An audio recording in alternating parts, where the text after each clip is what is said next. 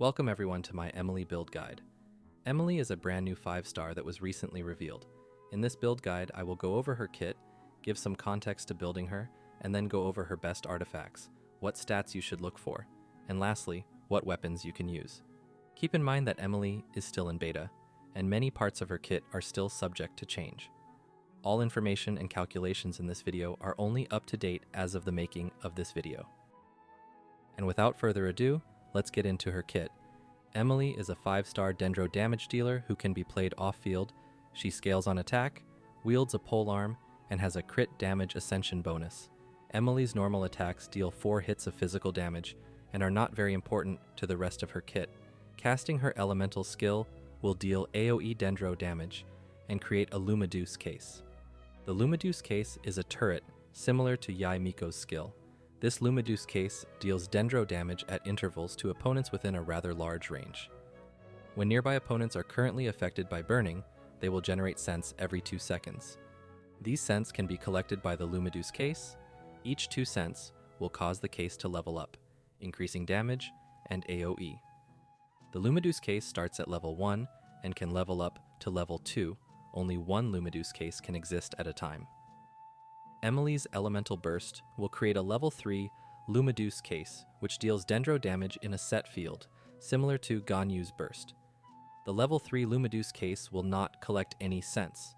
Once its duration is over, a level 1 Lumideus case will be created. If there was an existing Lumideus case before using Emilie's Burst, the case will be recreated, and its duration reset. This burst has an energy cost of 50. Moving on to her passives, Emilie's first passive will trigger once a level 2 Lumideus case collects 2 scents.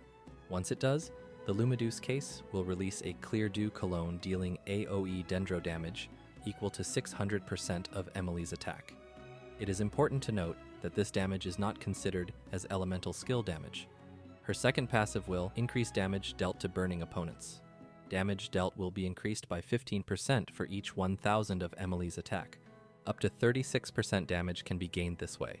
To fully maximize this passive, you will need 3,000 attack or higher, which can be achieved by using an attack buffer like Bennett and having the Pyro Resonance active. And lastly, in place of a utility passive or an exploration passive, Emilie has a passive which protects your party members against burning damage. When a Lumideus case is present, all party members will gain 85% pyro resistance against burning damage. Emilie can apply off-field Dendro through her Lumideus case, which she can create by using either her burst or skill. While she deals a lot of damage from both of her skill and burst, her second passive is a major contributor to her total damage. Burning is mentioned multiple times throughout Emilie's kit. Burning is a transformative reaction you get when both Dendro and Pyro react. This reaction has a very low multiplier, which usually makes building for it not recommended, as the total damage gain will be minimal. Emilie does not have any sort of elemental mastery scaling in her kit, and increasing burning damage is not what she does. What burning does for Emilie is enable parts of her kit. Having opponents affected by burning should be the target, and not necessarily dealing as much burning damage as possible. To trigger burning, Pyro and Dendro must react. The Pyro required to trigger burning does not even have to be consistent. Having someone like Bennett just to apply Pyro from his burst and trigger burning is sometimes enough. Burning creates an aura that keeps both Pyro and Dendro applied onto an enemy, which allows you to deal other reactions on top of the burning aura, such as Burn Melt, where you trigger Melt with a cryo character onto a burning enemy. Playing Emilie with a Pyro damage dealer or in a Burn Melt team are both decent options. However, a team with a Pyro damage dealer like Arlecchino is going to be one of Emilie's better teams, and for this build guide, I'll be basing my calculations on a double Pyro team with Bennett.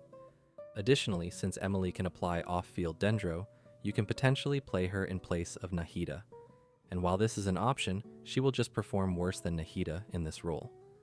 Playing her for Quicken is also an option, but sticking with a burning team will still give you the most damage.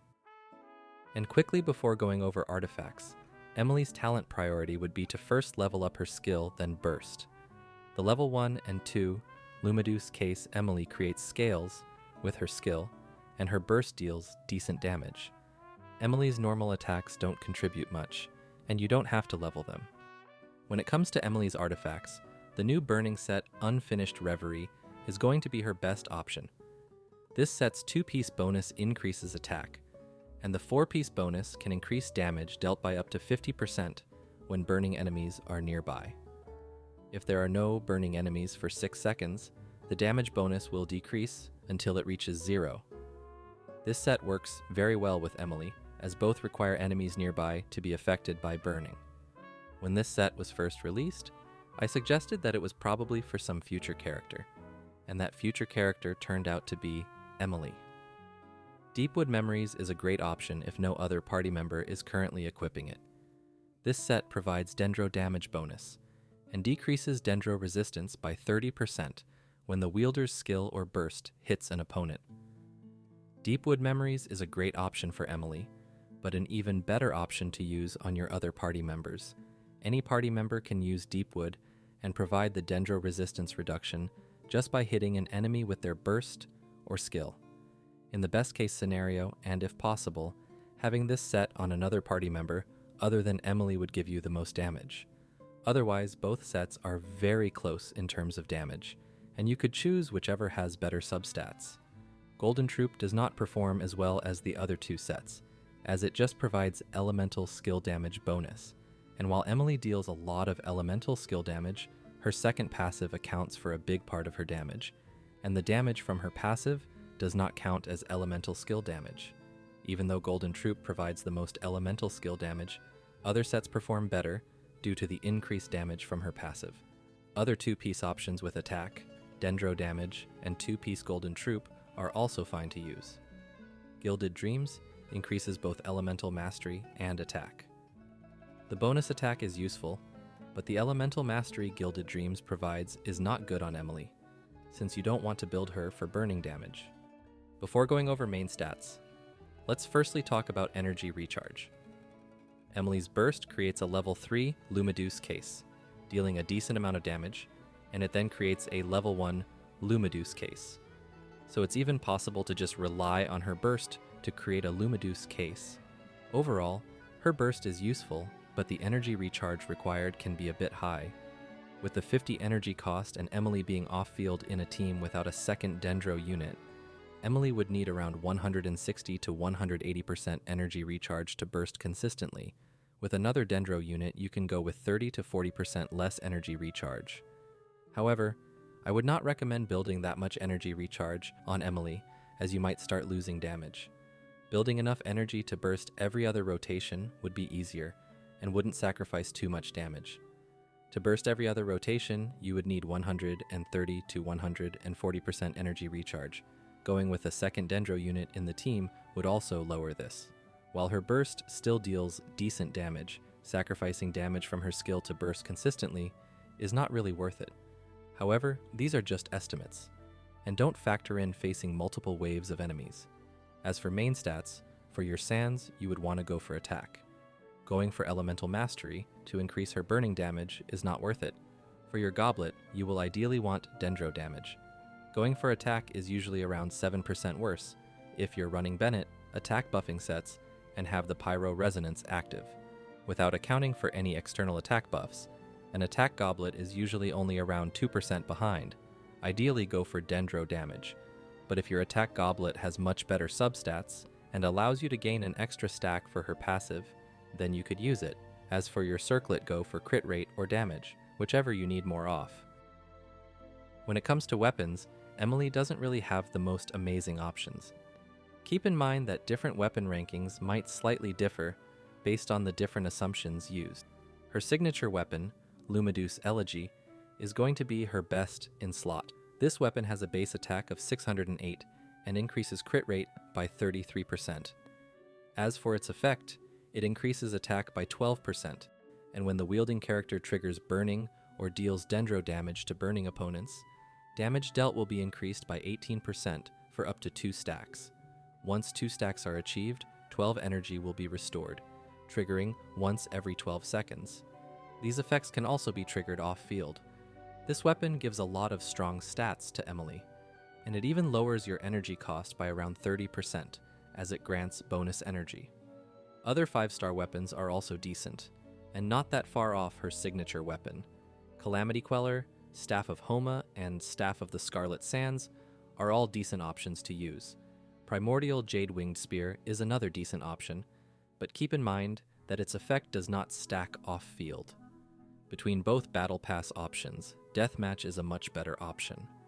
Deathmatch increases both crit rate and attack, making it a very strong option on Emilie. If you're facing multiple enemies, the attack buff will decrease, making this weapon rank slightly worse. At R5 and against a single target, this weapon is on par with other 5 stars like Staff of Homa and Calamity Queller. Overall, a decent option and one of Emilie's better options, but also a paid Battle Pass weapon. The other Battle Pass weapon, Ballad of the Fjords, isn't as good as Deathmatch since it increases Elemental Mastery through its effect. The bonus Elemental Mastery is not that useful since burning does not deal a lot of damage. Additionally, the effect requires 3 different elements in your party to activate. Missive Windspear is a decent 4-star option as it gives you a lot of attack. Other 4-star weapons that increase attack are also usable. Overall, Emilie does have some options to use, including multiple 5 stars and some 4-star weapons, but seemingly lacks a strong free option. And that's it from this guide. Keep in mind that Emilie is still in beta, and therefore information in this video might be different from the final release. Thank you for making it till the end, and thank you for watching.